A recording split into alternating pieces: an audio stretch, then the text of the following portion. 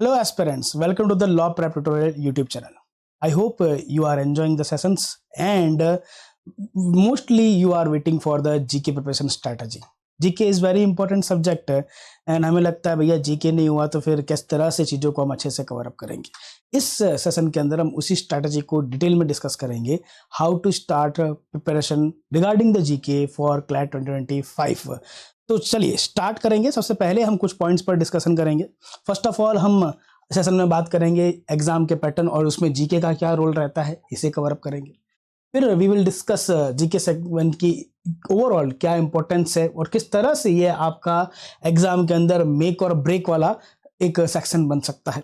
फिर हम बात करेंगे टाइम मैनेजमेंट स्ट्रेटजी, किस तरह से ओवरऑल टाइम मैनेज करें, जीके को लेकर कितना टाइम देना चाहिए और वो टाइम अगर हम सेव कर लेते हैं तो किस तरह से लीगल वाले पार्ट के अंदर या रीजनिंग वाले पार्ट के अंदर इसको हम यूटिलाइज कर पाएंगे. ओवरऑल फिर हम बात करेंगे कितने मंथ का करंट अफेयर इनफ रहेगा. ये सबसे इंपॉर्टेंट क्वेश्चन होता है हमारा कि सर कितने मंथ का करंट अफेयर कवर अप करें, पूरे ईयर का करें, 2 ईयर का करें, 6 मंथ इनफ रहेगा, किस पर्टिकुलर मंथ में ज़्यादा फोकस करें. वो सब पॉइंट हम यहाँ पर डिटेल में डिस्कस करेंगे और कितना टाइम जीके को ओवरऑल डेली बेसिस पर देना चाहिए ये भी हम डिस्कस करेंगे. सिमिलरली फिर हम बात करेंगे कि how to prepare. Overall strategy जानने के बाद हम बात करेंगे कि प्रिपेयर कैसे करना है हमको जीके को लेकर के. इंपॉर्टेंट टॉपिक्स हमारे करंट अफेयर के लिए क्या रहेंगे and in the last continuous reading का क्या, कंटिन्यूस लर्निंग का क्या एक इंपॉर्टेंट रोल हमारे एग्जाम पर्पस से हो सकता है और overall study tip in the last हम थोड़ा सा डिस्कस करेंगे. तो चलिए स्टार्ट करते हैं आज के सेशन को. I hope audio and video is absolutely clear. तो कोई भी अगर इश्यू हो तो आप कमेंट सेशन में ड्रॉप कर दीजिएगा ताकि उसको बाद में अच्छे से सॉल्व भी कर सकें. तो पहले एग्जाम के बारे में बात कर लेते हैं. तो एग्जाम हमारा नेशनल लेवल का एग्जाम है तो इजी तो होने से रहा कि भैया बहुत इजी सा क्वेश्चन पेपर आ गया. हर बार इस तरह के लक हमारे काम नहीं करते हैं कि 2024 के अंदर जो पेपर आया वो इस पर्टिकुलर ईयर के अंदर भी हमको देखने को मिल जाएगा. तो नेशनल लेवल का ये जो पर्टिकुलर एग्जाम है हमारा, इसका ऑब्वियसली सभी का टारगेट टॉप एनएलयूज है. एनएलयूज में यूजी यानी कि बीए प्लस एलएलबी की प्रिपरेशन के लिए हमारे कई सारे स्टूडेंट्स इस एग्जाम को देते हैं. इस एग्जाम में सबसे इंपॉर्टेंट पार्ट ये है time plus number of question. Time है 2 आवर्स यानी कि 120 minutes and number of questions भी अगर देखें तो 120 है. इट मीन्स हम ये कह सकते हैं कि sir 1 question equal to 1 minute, इतना टाइम देना चाहिए. लेकिन एक्चुअल में ऐसा नहीं है. अगर हम सेक्शंस को देखें डिफरेंट सेक्शंस को तो इस ओवरऑल पार्ट के अंदर जीके का जो रोल रहता है हमारा वो है अराउंड 28 टू 32 क्वेश्चंस 120 में से. लाइक लास्ट ईयर, इस ईयर भी 2024 और 3 के अंदर हमारा 28 क्वेश्चन यानी कि 28 क्वेश्चन थे. उससे पहले 32 क्वेश्चंस भी रहे हैं. लेकिन ओवरऑल अगर लमसम हम देखें तो अराउंड 25% का सेगमेंट आपका जीके प्लस करंट अफेयर वाला पार्ट कवर अप करता है. इट डजंट मीन कि आपको इसको ओवरऑल अराउंड 30 मिनट्स देने हैं. ऐसा नहीं हो सकता कि 120 ओवरऑल क्वेश्चन है, 120 मिनट है तो 1 question equal to 1 minute. GK आपका वो पर्टिकुलर ओवरऑल पार्ट है जो आपको मैक्सिमम मार्क्स दे सकता है और साथ ही साथ आपका टाइम सेव कर सकता है. यानी कि कम टाइम के अंदर मिनिमम इन्वेस्टमेंट में अंदर हमारा मैक्सिमम गेन हम यहां पर देख पाएंगे. ओवरऑल अगर हमारा इन्वेस्टमेंट यानी कि टाइम हमारा जो इन्वेस्टमेंट है वो काफी कम है तो ये इस बात की गारंटी है कि भैया आप कोई दिक्कत नहीं, आपने कम टाइम दिया, चीजों को अच्छे से कवर किया तो आप अच्छे मार्क्स इजीली गेन कर पाएंगे जीके के सेगमेंट के अंदर. इस वजह से भी स्टूडेंट्स के लिए GK is like something make और ब्रेक. या तो सर बहुत अच्छी रैंक आ जाएगी हमारी या फिर हम बहुत पीछे रह जाएंगे क्योंकि बहुत सारी फैक्चुअल गलतियां करके आ जाएंगे. वहां यही वो रीजन है कि जीके अपने आप में आपका एक इंपॉर्टेंट सेक्शन बन जाता है. सर क्योंकि इस ओवरऑल पर्टिकुलर पार्ट के अंदर कोई कॉन्सेप्ट नहीं होता, फैक्ट है. अगर कुछ हुआ है तो यूनिवर्सल फैक्ट रहेगा. लाइक क्वेश्चन फ्रेम कर दिया कि इंडिया में निम्न में से किस पर्टिकुलर पर्सन को out of the which of the following is not never got Nobel prize in peace category, ऐसा कुछ पार्ट आ गया तो वो फैक्ट रहेगा.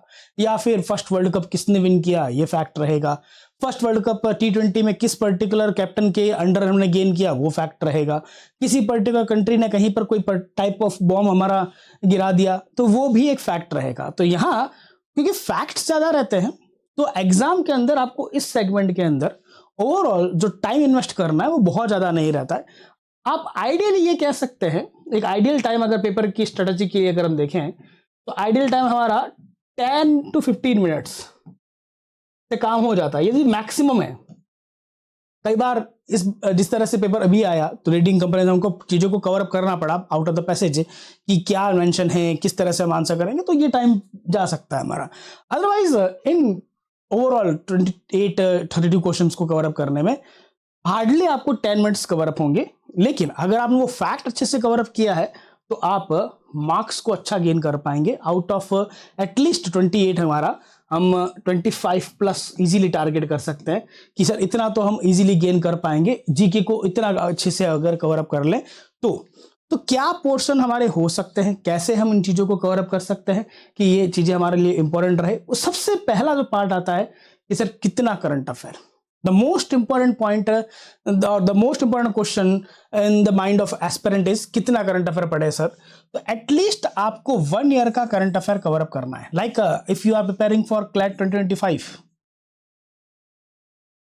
तो उस सिचुएशन के अंदर आपका जो टारगेट होना चाहिए वो इंटायर 2024 का करंट अफेयर होना चाहिए। बट इट डजंट मीन कि आपको each and every particular detail को एग्जैक्टली वैसे ही गेन करना है जैसे कि रोज डेली बेसिस के ऊपर आ रहा है।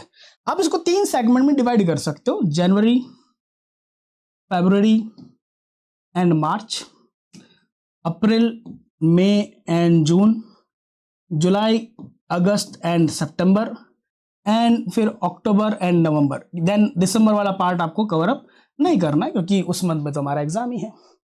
ये वाला जो मंथ है हमारा नवंबर का, that is also not that much important. इसमें भी कुछ कवर अप करेंगे लेकिन इतना इंपॉर्टेंट पार्ट नहीं रहता है।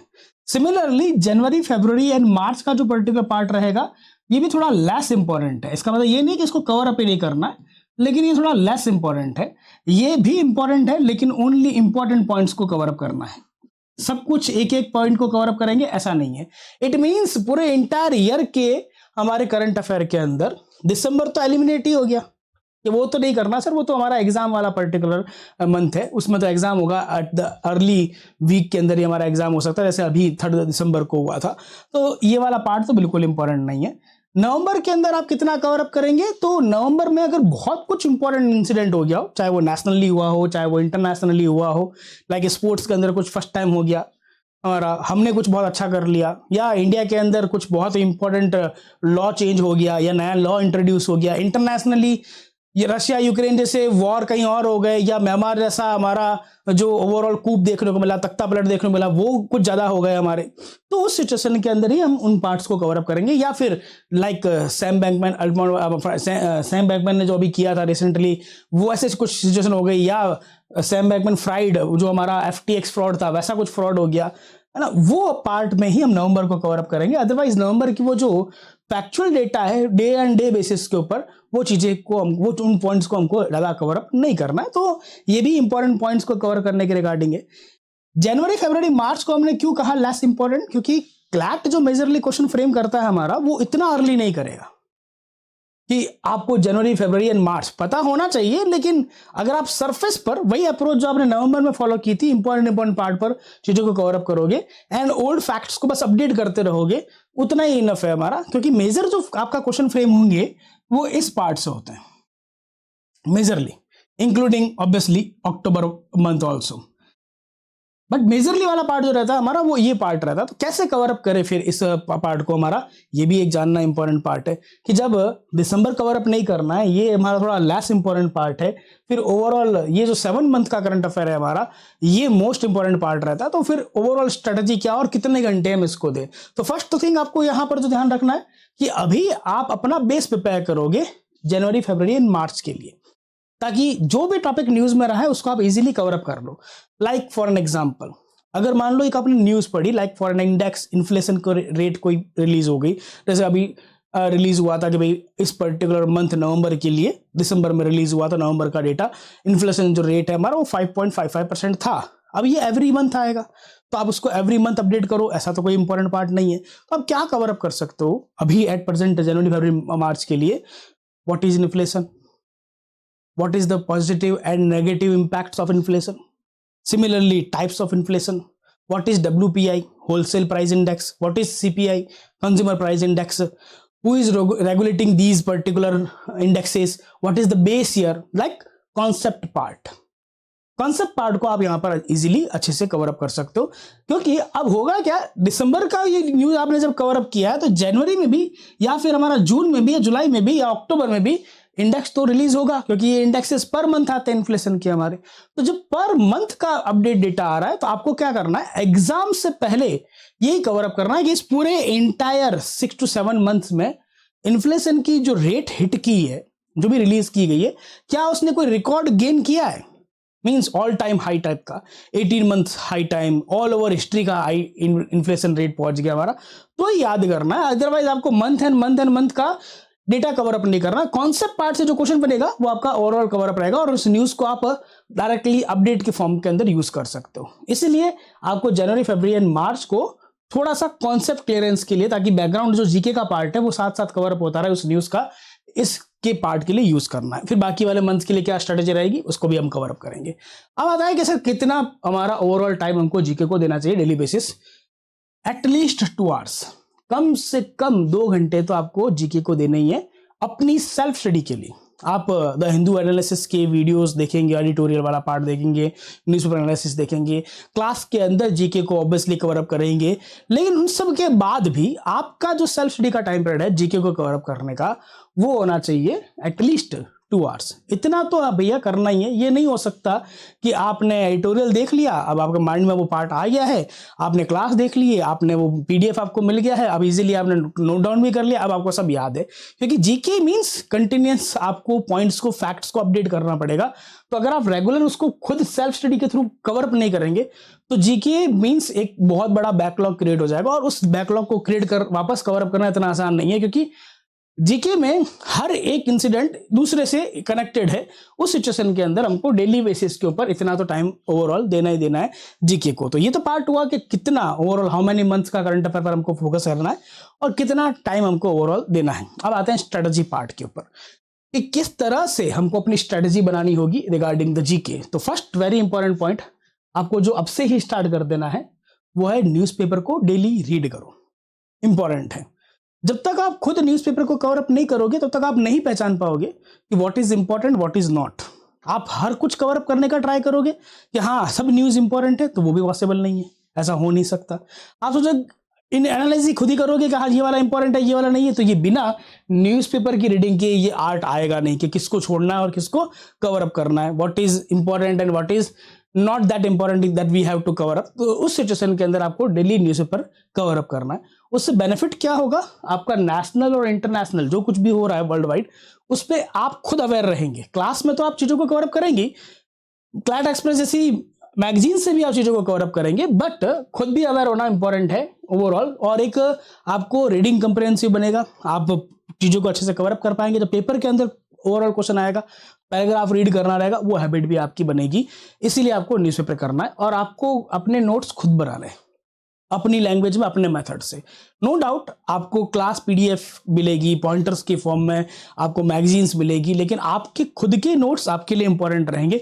लाइक फॉर एन एग्जांपल, ये टॉपिक है, आपने कोई टॉपिक कवर अप कर लिया क्लास में या क्लैट एक्सप्रेस में या किसी पर्टिकुलर सोर्स जो भी आप फॉलो कर रहे हैं और वहाँ पढ़ा साइक्लोन मेचोंग के बारे में, तो आपको कैसे चीज़ों को कवर अप करना है। लाइक साइक्लोन मेचोंग क्या है, उसके फीचर्स और कैरेक्टरिस्टिक्स क्या रहेंगे, जो साइक्लोन होता है उसका मीनिंग क्या है, साइक्लोन्स के क्या इंपॉर्टेंट कैरेक्टरिस्टिक फीचर्स होते हैं, how many type of cyclones are there all around the world, ये भी हम बात करेंगे। उनकी रीजनल नेम्स क्या है, कलर कोडिंग जो कोड्स होते हैं हमारे अवेयरनेस के लिए, हमको वार्न करने के लिए, वो आईएमडी जो रिलीज करता है वो क्या है, साइक्लोन का फॉर्मेशन कैसे होता है, हमारा नेमिंग साइक्लोन की कैसे होती है, जिसका जैसे इसका नाम रखा साइक्लोन मेचोंग, अभी रिसेंटली ऑस्ट्रेलिया के अंदर आया तो हमने नाम रख दिया साइक्लोन जैस्पर, कुछ टाइम पहले बिपरजॉय आया, तेज आया, हामून आया, ये सब हमारे साइक्लोन है। तो साइक्लोन का नेमिंग कोई ना कोई कर रहा है, तो जब नेमिंग कवर अप करोगे तो उस समय आपको एक बॉडी के बारे में पता चलेगा कि WMO एस्केप पैनल नाम का कोई बॉडी होती है, वो हमारा कवर अप कर हमारा उससे साथ कवर अप होगा। एंड एक्स्ट्रा सोर्स, ये पर्पस ये नहीं है कि इस चीज को आपको एक्सप्लेन करना है, मेरा ये पॉइंट इसलिए ऐड किया क्योंकि आपके नोट्स ऐसे होने चाहिए कि एक इंटायर टॉपिक एक पेज में फिनिश हो जाए। ऐसा नहीं हो कि क्लास के अंदर आपने कुछ 2 आवर्स लगा करके टॉपिक पढ़ा या 1 आवर के अंदर एक टॉपिक पढ़ा, 7 to 8 पेजेस के उसके नोट्स हैं जो आपको प्रोवाइड किए गए हैं, उसमें भी आपके नोट्स भी सिमिलर हूबहू कॉपी पेस्ट हो, वो आपके लिए कुछ काम का नहीं है। आपको ओवरऑल क्विकली पॉइंट्स को समअप करके कुछ इस तरह से चीजों को कवर अप करना है। लाइक ये एक ओनली एग्जांपल नहीं है, एक एग्जांपल ये भी है। लाइक ओवरऑल अभी रिसेंटली COP 28 हुआ हमारा, तो COP 28 का ओवरऑल जो लीगल फ्रेमवर्क है जिसको हम UNFCCC कहते हैं, उसका ऑर्गेनाइजेशन स्ट्रक्चर है। अगर ये ऑर्गेनाइजेशन स्ट्रक्चर हम नोट डाउन करेंगे तो अराउंड आपको 2 और 3 पेजेस में देखने को मिलेगा। लेकिन अगर आप इसको पॉइंटर्स की फॉर्म में बना लो, जरूरी नहीं है कि माइंड मैप बनाओ जैसा आपके सामने आपको विजिबल हो रहा है, लेकिन अगर आप पॉइंटर्स की फॉर्म में भी चीजों को लिख लो ना, तो आपके लिए उसको रिवाइज करना इजी रहेगा। तो आपके जो पर्सनल नोट्स हैं, यानी कि जो आप खुद फ्रेम करोगे, वो इस तरह से पॉइंटर्स की फॉर्म में, माइंड मैप की फॉर्म में बनाओ। That's a very nice thing. कभी भी आपने बस इमेज खोली और देखी और कहानी खत्म। पॉइंटर्स की फॉर्म में बनाओ तो भी कोई दिक्कत नहीं, बट चीजें आपकी इजीली कवर अप हो सकती है। ये पर्पस ये शो करने का ये नहीं है कि आपको ये टॉपिक एक्सप्लेन करना है, आपको जीके के नोट्स कैसे बनाने हैं वो ओवरऑल पता होना चाहिए। ये अप्रोच हमारी जीके के नोट्स के लिए हमारी रहेगी। क्लियर? तो ये होगा आपको नोट्स कैसे बनाना, नोट्स में ये चीज, ये आर्ट कैसे काम करेगा, इसके लिए भी सेपरेट वीडियो आएगा, डोंट वरी, तो वो भी हम कवर अप करेंगे। इसके बाद मैगजीन्स आपको कवर अप करनी है, लाइक क्लैट एक्सप्रेस आपको मिलती है। न्यूज़पेपर तो आपके अंडरस्टैंडिंग के लिए हो गया कि क्या इंपॉर्टेंट है क्या इंपॉर्टेंट नहीं, और आप भी खुद अवेयर रहे। नोट्स आपको जो क्लास में आपने पढ़ा है हमारा वो कवर अप रहेंगे, लेकिन कुछ टॉपिक्स आपका क्विक रिवीजन के लिए मैगजीन्स में भी अवेलेबल रहते हैं, ब्लॉग्स पर भी अवेलेबल रहते हैं, तो उनको भी आप अच्छे से कवर अप करें, ताकि जो पॉइंट अगर आपने न्यूज़पेपर में मिस कर दिया या फिर क्लास में मिस कर गए तो वो आपका मैगजीन से कवर अप हो जाए, और मैगजीन आपको रिवीजन में भी हेल्प करेगी। क्लियर? ये आपको काम करना है। एक इंपॉर्टेंट पॉइंट जो आपको और कवर अप करना है फ्रेंड्स, वो है analysing the last previous year papers. मतलब अराउंड 5 ईयर के पेपर तो आपको करना ही कर रहे हैं, 10 के करो तो और बेटर है, लेकिन 5 ईयर भी मोर देन इनफ है। मैंने यहां सॉल्व करना नहीं लिखा है, आई राइट एनालाइज। क्यों? क्योंकि ऑब्वियसली अगर आपका टारगेट क्लैट 2025 है, आपको 3 ईयर पहले क्या हुआ उसका जीके तो एटलीस्ट नहीं पता होगा। इवन जीके का थोड़ा बहुत चलो फैक्चुअल कोई आइडिया होगा, करंट अफेयर तो नहीं पढ़ा होगा, तो सॉल्व करने का कोई मीनिंग नहीं है, right? At present time period के अंदर एनालाइज करेंगे डिफिकल्टी लेवल और पेपर के अप्रोच को देखते हुए कि एग्जामिनर का पेपर में क्वेश्चन पूछने का, क्वेश्चन आस्किंग का पैटर्न क्या है। क्या वो इस टाइम जैसे 2024 में आया थ्रू द पैराग्राफ क्वेश्चन पूछ रहा है, या फिर पैराग्राफ में जो टॉपिक दे रखा है उसमें जो वर्डिंग यूज कर रहा है, अलग अलग ऑर्गेनाइजेशन या अलग अलग इंडेक्सेस, अलग अलग टर्म्स को यूज कर रहा है, उसी के रिगार्डिंग में क्वेश्चन फ्रेम किया है, या फिर कोई और पैटर्न भी कभी था 2 और 3 ईयर पहले वो उसने फॉलो किया है, ताकि मे बी पॉसिबल जिस तरह से 2024 में उसने अपने क्वेश्चन पूछने का, क्वेश्चन आस्किंग का पैटर्न चेंज किया, मे बी पॉसिबल 4-5 ईयर पहले का पैटर्न फिर से लेकर आ जाए। इसीलिए आपको एनालाइज करना है, सॉल्व नहीं करना है। सॉल्व करने का काम आपका मॉक्स ऑलरेडी करेंगे, आपको हर हाल में मॉक्स करने हैं, वो काम आपका मॉक्स के थ्रू हो जाएगा। तो आपकी प्रैक्टिस कैसे चल रही है, आप कहाँ वीक हैं, कौन सा सेगमेंट आपके लिए ज़्यादा इंपॉर्टेंट है, जहाँ आपको थोड़ा सा सब कुछ बढ़िया चल रहा है तो थोड़ा आप कम फोकस कर सकते हो, कौन सा सब्जेक्ट ऐसा है, कौन सी फील्ड है जहाँ पर थोड़ा कम हमारा फोकस है, वो किस तरह से कवर अप करवाए, वो मॉक्स के थ्रू हो जाएगा। प्रीवियस ईयर के जो पर्टिकुलर पेपर है हमारे, वो ओनली एनालाइज करना है हमको। इजीली आप अपना टाइम ले सकते हो, you can take your time. आप पूरे इंटायर रिमेनिंग हमारा जो दिसंबर का मंथ है वो प्लान बनाने में कर सकते हो कि किस टाइम पीरियड के अंदर मेरे को ओवरऑल डेली न्यूज़पेपर को कवर अप करना है, अपने नोट्स में कैसे फ्रेमिंग करनी होगी, हमारा मैगजीन जो पढ़ना है वो कब कवर अप करना है। प्रीवियस ईयर के पेपर जो रहेंगे आप फिजिकल फॉर्म के अंदर कलेक्ट कर सकते हो, ताकि एनालाइज करने का काम आप बना सको इजीली कि पॉलिटी से इतने आए, इंटरनेशनल रिलेशन से इतने आए, स्पोर्ट्स से इतने आए, एक नंबर इस तरह का एक पार्ट आप कवर अप कर सकते हो ये इंटायर दिसंबर मंथ के लिए, ताकि जब जनवरी से आप चीज़ों को स्टार्ट करोगे तो आप अच्छे से चीज़ों को कवर अप कर पाओगे। एंड देन फिर मॉक्स देने, और मॉक्स आपको रेगुलर देने, आपको वीकली मॉक्स ट्राई करने हैं, ताकि जो इंटायर वीक के अंदर कवर अप किया है वो कैसे चल रहा है वो पता रहे आपको। हमारा 15 डे मॉक्स अगर हो रहा है वो कवर अप करना है, मंथली मॉक्स हो रहे हैं वो कवर अप करना है, ताकि पूरे मंथ का जो ओवरऑल पार्ट है वो भी हमारा कवर अप होता रहे। और मॉक्स को लेकर के आपको सिर्फ और सिर्फ जो मेथड रखना है वो यही है, आइडेंटिफाई करें कि कहाँ स्ट्रेंथ और कहाँ वीकनेस है, कौन सा फील्ड ज़्यादा अच्छा है, कौन सा पार्ट हम मिस कर जा रहे हैं।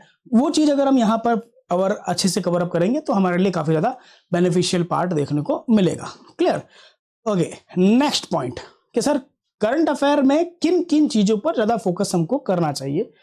तो मेजर जो आपका फोकस रहेगा वो है सबसे पहला नेशनल और इंटरनेशनल इवेंट्स पर। लाइक रिसेंटली गवर्नमेंट ने जो 3 बिल्स थे वो वापस हमारे विड्रॉ कर लिए एंड देन री इंट्रोड्यूस भी कर लिए।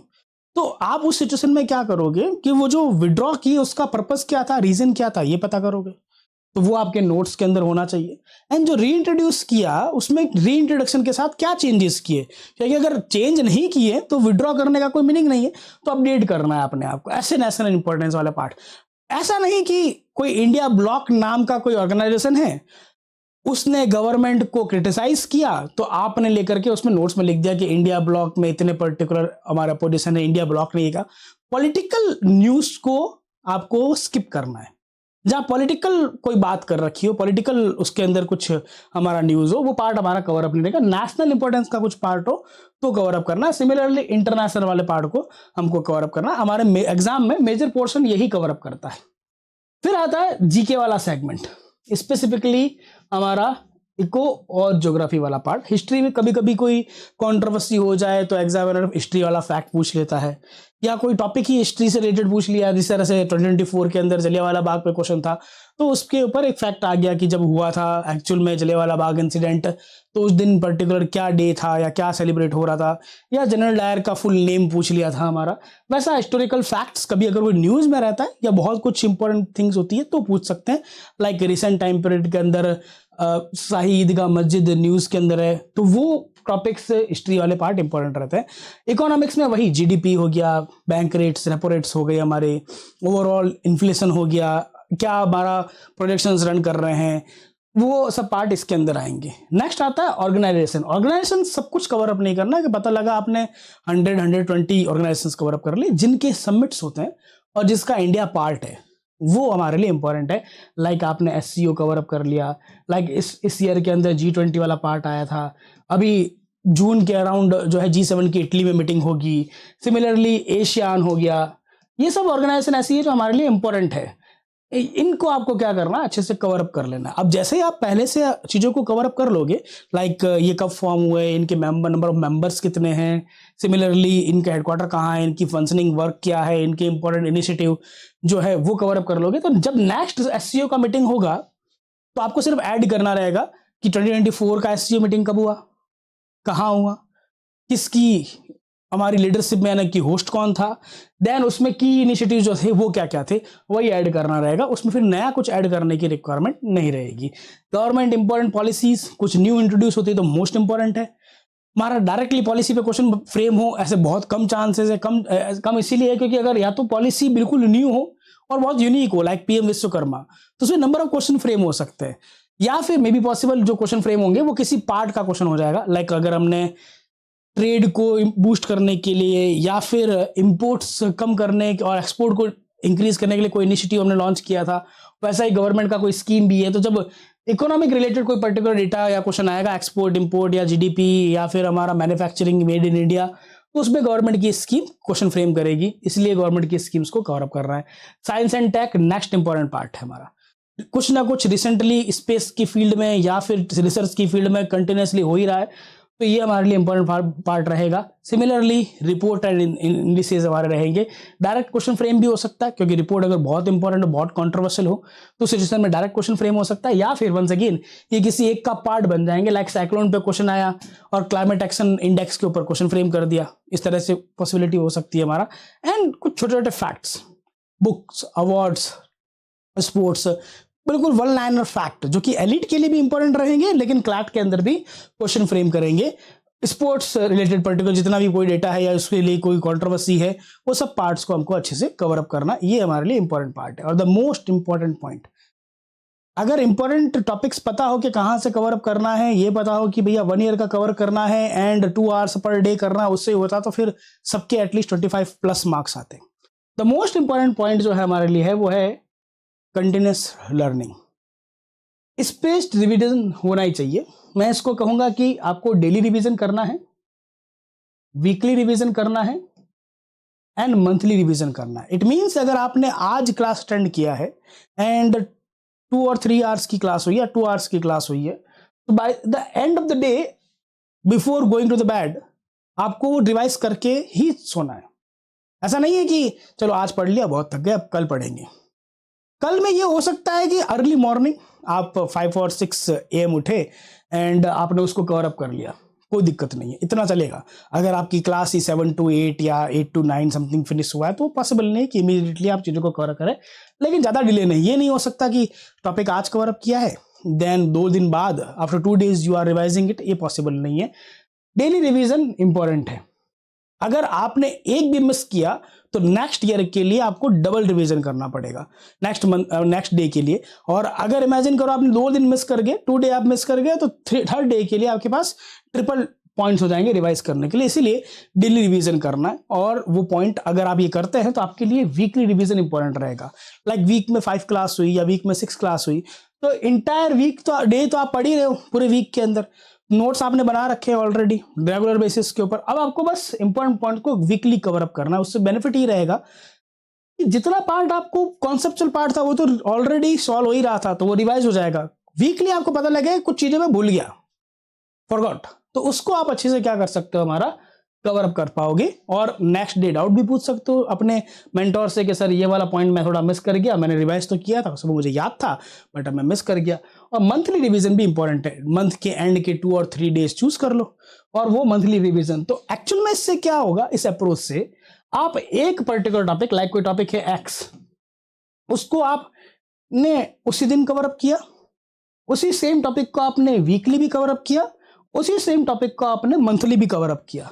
यानी एक टॉपिक आपने एक इंटायर मंथ में फ्री टाइम रिवाइज कर लिया और नोट्स आपके पास अवेलेबल है, लेकिन टीचर ने, आपके मेंटोर ने आपको वो टॉपिक एक ही बार पढ़ाया था ओनली। तो क्योंकि वो एक ही बार पढ़ाया हुआ टॉपिक है, आपके कॉन्सेप्ट तो क्लियर हो गए, लेकिन रिवीजन में वो हमेशा बना रहा, तो आपके जो टेस्ट्स होंगे, चाहे वो वीकली हो, चाहे वो 15 डेज में एक बार हो या मंथली में एक बार हो, तो आपको ऑटोमेटिकली उसके लिए अलग से कुछ फोकस करने की रिक्वायरमेंट नहीं रहेगी। और जब आप एक टॉपिक को 3 बार रिवीजन में लेकर आ रहे हो तो पॉसिबिलिटी बिल्कुल नहीं है कि आप उस पार्ट को मिस कर जाओगे या भूल जाओगे। इसीलिए इस अप्रोच को फॉलो कर रहा है, स्पेस रिवीजन होना चाहिए, रिपीटेशन होना चाहिए। अगर ये नहीं है तो फिर पॉसिबिलिटी नहीं है कि जो आपने चीजों को कवर अप किया है वो मगअप हो पाएगा, यानी कि आप उसको कवर अप कर पाओगे। अगर आपको लगता है कि ओवरऑल आपने जो इतना सारा पढ़ा है एग्जाम के डेट तक याद रहे, उसके लिए आपको इन्हीं पॉइंट्स को कवर अप करना पड़ेगा, ये मोस्ट इंपॉर्टेंट पार्ट है। और last but not the least, कुछ लोग को लगता है कि सर जीके का कोई मार्केट के अंदर किताब आती होगी, प्लीज वो लेकर आ जाए तो शायद हमारे लिए चीजें क्या हो जाए, बेटर हो जाए, हम कुछ और अच्छा इसके अंदर कर पाए, ऐसा कुछ हो जाए तो हमारे लिए क्या रहेगा, बेनिफिशियल रहेगा। तो नो, सिंपल नो, जीके का कोई सिलेबस नहीं है भैया। जैसे हमने इंपॉर्टेंट टॉपिक्स की बात की, तो इंपॉर्टेंट टॉपिक्स में बहुत कुछ आ सकता है, नेशनल इवेंट्स बहुत सारे हो सकते हैं, तो मार्केट में कोई सिलेबस नहीं है कि हाँ इसी को कवर अप करना तो ही होगा, इससे बाहर कुछ नहीं आ सकता। या मार्केट में कोई एक ऑथेंटिक सोर्स अवेलेबल नहीं है आपके लिए कि हाँ इसको पढ़ लो, इस मैगजीन को पढ़ लो या इस पर्टिकुलर नोट्स को पढ़ लो, 100% गारंटी के साथ इसी में से आएगा, 110% नहीं, ऐसा नहीं है। इवन जो टॉप भी करता हो वो भी जीके को लेकर के तो 80-90% ही श्योर होगा कि हाँ भैया इतना मैं इससे गेन कर पाऊंगा। तो जो सोर्सेज आप ले रहे हो वो मिनिमम होने चाहिए और रिलायबल होने चाहिए।